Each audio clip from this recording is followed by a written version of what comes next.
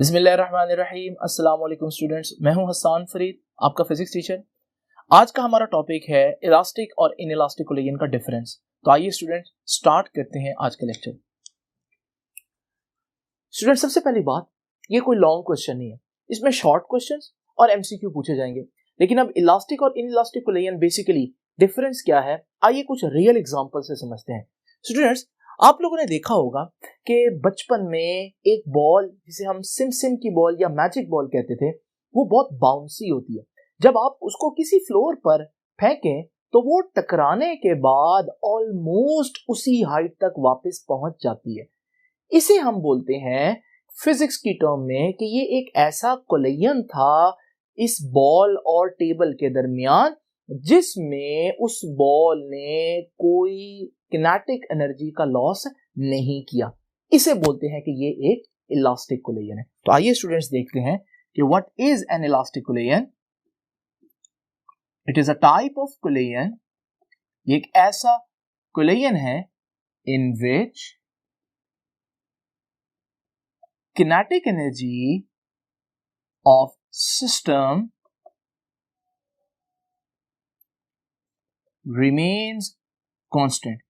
Kinetic energy change नहीं होती।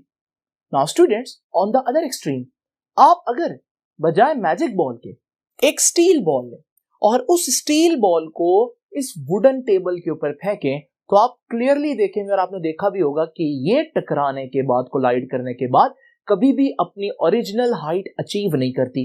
इसका मतलब ये हुआ कि यहां पर इसकी किनेटिक एनर्जी में कुछ लॉस हुआ। इसे हम बोलते हैं कि it is not an elastic collision या it is an inelastic collision. So students, what is an inelastic collision? It is a type of collision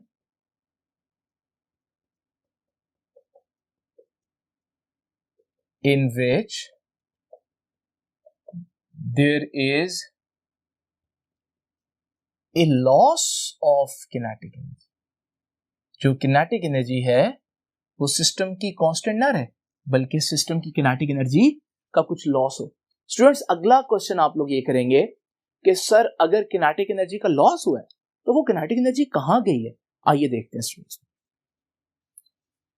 students, sometimes collision इतना फास्ट होते हैं, इतना तेज होते हैं कि आप उनको प्रॉपर तरीके से स्टडी या प्रॉपर तरीके से उनको देख ही नहीं पाते।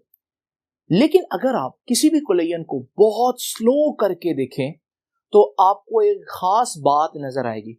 वो ये है कि अगर एक बॉल जो है फॉर एग्जांपल किसी सरफेस से जाकर जब कोलाइड करती है और आप बहुत स्लो में देखें उसे, तो आप देखेंगे कोलाइड करने पर जब वो रिटर्न होती है तो उसकी शेप में डिफॉर्मेशन हो जाती है।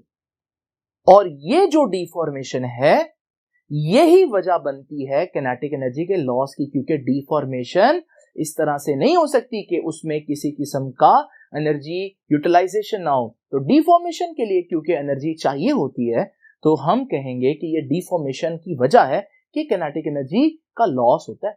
अब स्टूडेंट्स, मैं आपसे पूछता हूं कि अगर आपसे पूछा जाए इलास्टिक कोलिजन के बारे में कि बताएं इलास्टिक कोलिजन में इलास्टिक क्यों है, किनेटिक एनर्जी का लॉस क्यों नहीं हुआ, तो आपका आंसर क्या होगा? यही ना कि सर इसका मतलब है ऐसे कोलिजन में डिफॉर्मेशन नहीं हुई। तो स्टूडेंट्स, आपको बताता चलूं, ऐसा कोई कोलिजन नहीं है जिसमें डिफॉर्मेशन नहीं होती। मिसाल के तौर पर आप सख्त से सख्त चीजें, हार्ड से हार्ड चीजें भी देख लें तो फिर अभी आप देखेंगे कि उनमें कुछ ना कुछ डिफॉर्मेशन है। स्टूडेंट्स, ये हमारे पास एक गोल्फ बॉल है।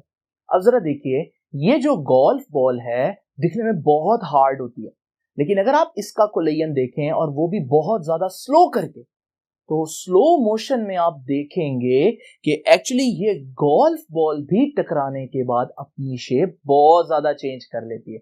इसका मतलब अगर इस जैसी हार्ड चीज जो है वो भी हमारे पास शेप चेंज करेगी तो फिर कोलिजन कैसे इलास्टिक हो सकता है?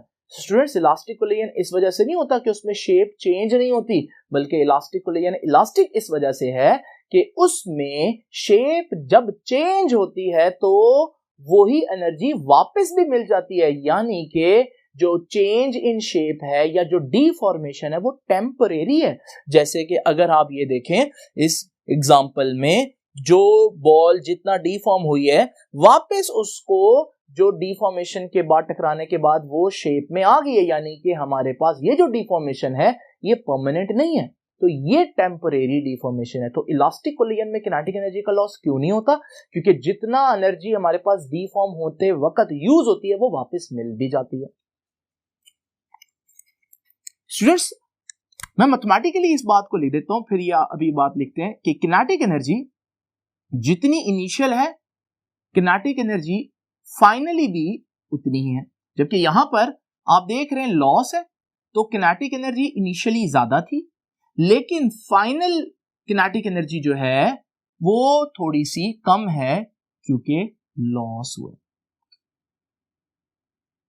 नाउ स्टूडेंट्स हमारे पास ये जो इलास्टिक कोलिजन में मैंने आपको बताया कि इलास्टिक कोलिजन कब होगा?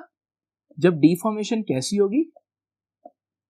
टेम्पोरेरी डीफॉर्मेशन, ऐसी डीफॉर्मेशन जो जितनी एनर्जी यूज करे इंटेक्ट खत्म होने के बाद वही एनर्जी वापस भी दे दे। नाउ स्टूडेंट्स आइए जरा इन दो बॉल्स की एग्जांपल्स देखते हैं। अगर आप देखें ये जो हमारे पास दूसरी बॉल है ये बहुत ज्यादा स्मूथ बॉल है और सॉफ्ट है, जबकि पहली बॉल जो है वो काफी हार्ड है जैसे स्टील की बॉल होती है। अब ये जब टकराएंगे तो आप देखिएगा स्टील की बॉल जो है वो उस बॉडी को हिट करने के बाद परमानेंटली डिफॉर्म कर देगी, और ये जो परमानेंट डिफॉर्मेशन हुई है ये अब एनर्जी वापस नहीं मिलेगी। तो अब यहां पर आप देखेंगे कि ये इन इलास्टिक कोलिजन है क्योंकि काइनेटिक एनर्जी का लॉस हुआ। तो हम कहेंगे काइनेटिक एनर्जी का जब लॉस होगा तो वो कैसी डिफॉर्मेशन की वजह से होगा? ऐसी डिफॉर्मेशन जो परमानेंट है, जो टकराने के बाद वापस खत्म नहीं हो जाती। तो ये हमारे पास परमानेंट डिफॉर्मेशन और टेम्परेरी डिफॉर्मेशन रीजंस है। और भी कुछ रीजंस है स्टूडेंट्स, आपको मालूम है कि टकराते वक्त फ्रिक्शन की वजह से भी कुछ एनर्जी का लॉस हो जाता है, क्योंकि फ्रिक्शन जो है वो हीट के तौर पर डिसिपेट होती है। मिसाल के तौर पर अगर आप अपने दोनों हाथों को जोर से रगड़ें, खासतौर पर सर्दियों में, तो आप देखेंगे आपके हाथ गर्म हो जाएंगे। ये हीट रिलीज हुई है आपके हाथों के फ्रिक्शन की वजह से। और फिर आपको पता है जब दो बॉडीज आपस में टकराते हैं तो टकराते वक्त साउंड भी क्रिएट होता है, और वो साउंड जो है वो भी क्या है? वो भी तो एक एनर्जी है जो कि एनवायरनमेंट में चलेगी और आपके सिस्टम से निकल गई। नाउ स्टूडेंट्स अब हमने देखा असल चीज जो इलास्टिक कोलिजन डिसाइड करेगी या नहीं, इलास्टिक होगा या नहीं होगा, ये कौन डिसाइड करेगा कि डिफॉर्मेशन टेम्परेरी है या परमानेंट है। अब ये टेम्परेरी और परमानेंट कैसे होगा? मिसाल के तौर पर अगर मैं आपसे पूछूं स्टील बॉल है, बताएं इसका कोलिजन क्या होगा, इलास्टिक इन इलास्टिक? अब आप सोच में पड़ जाएंगे क्योंकि आप कहेंगे सर इसके कोलिजन दोनों हो सकते हैं। कोलिजन सिर्फ एक चीज पर डिपेंड नहीं करता, कोलिजन इस चीज पर डिपेंड करता है कि दूसरी जो सरफेस है वो कैसी है, क्योंकि कोलिजन एक चीज का तो हो ही नहीं सकता, दो चीजों का कम से कम कोलिजन होगा।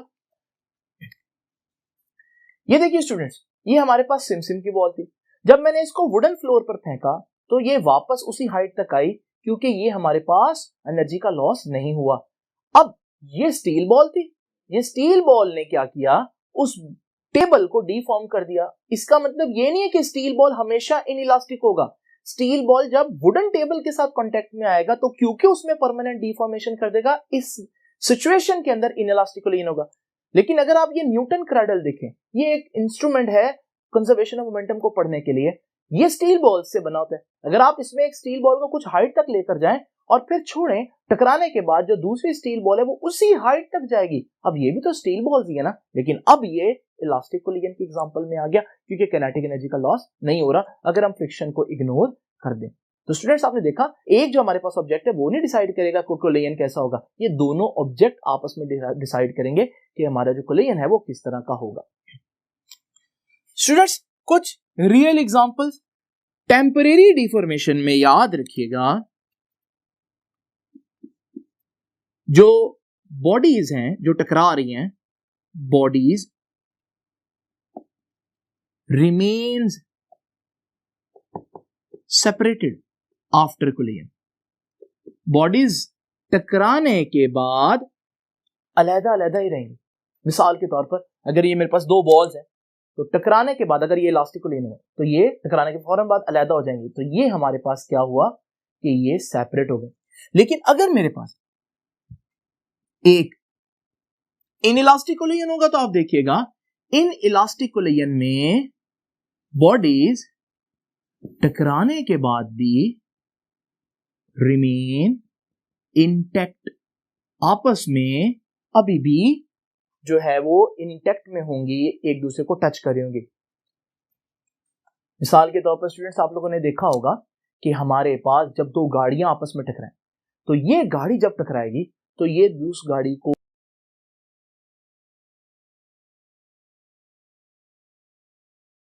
और इस वजह से हम कहेंगे ये कैसा कोलिजन है, ये हमारे पास एक इनइलास्टिक कोलिजन है। तो स्टूडेंट्स, आपने देखा कि इनइलास्टिक कोलिजन की एक और खास बात कि बॉडीज टकराने के बाद भी इंटैक्ट रहती हैं।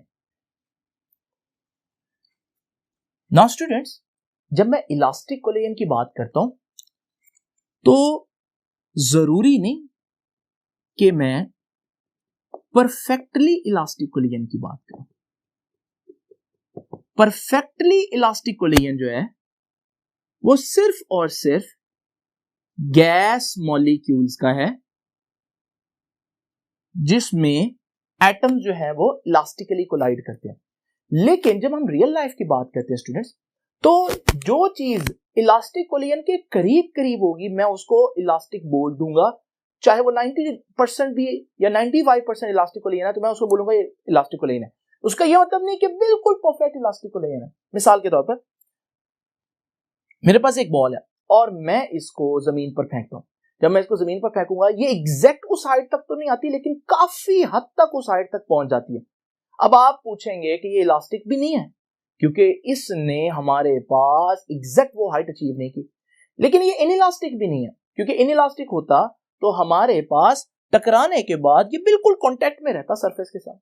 तो अब हम क्या करेंगे, हम इस चीज को, क्योंकि ये इलास्टिक के ज्यादा करीब है, हम इलास्टिक कंसीडर करेंगे। ऑल्दो ये परफेक्ट इलास्टिक नहीं है लेकिन हम इसको अपनी अप्रोक्सीमेशन में इलास्टिक कहेंगे।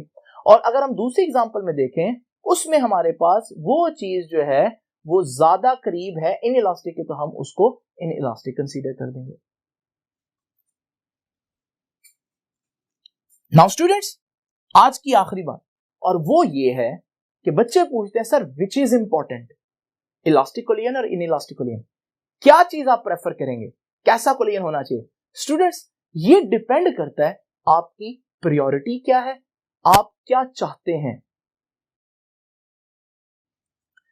स्टूडेंट्स, जस्ट इमेजिन करें कि मेरे पास ये दो कार्स हैं और ये इतनी कीमती कार्स हैं कि मैं चाहता हूं कि टकराने के बाद इनकी जो शेप है या इनके जो डैमेज है वो कम से कम हो, शेप कम से कम डिफॉर्म हो।